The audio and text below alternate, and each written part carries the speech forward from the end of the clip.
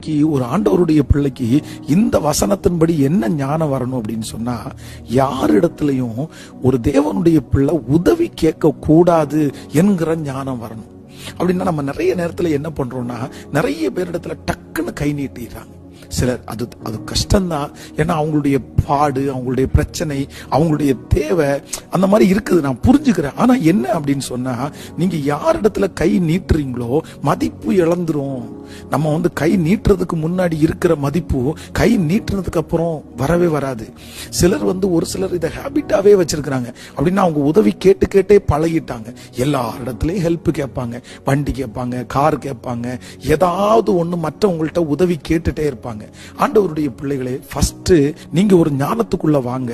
இன்னொருத்தரிடத்துல உதவி கேட்கறத தயவு செய்து நிறுத்துங்க. நீங்க வேண்டாம், உதவி கேட்காதீங்க. உதவி கேட்ட உங்க மதிப்பை நீங்க இழந்திருப்பீங்க. ஏன்னா சங்கீத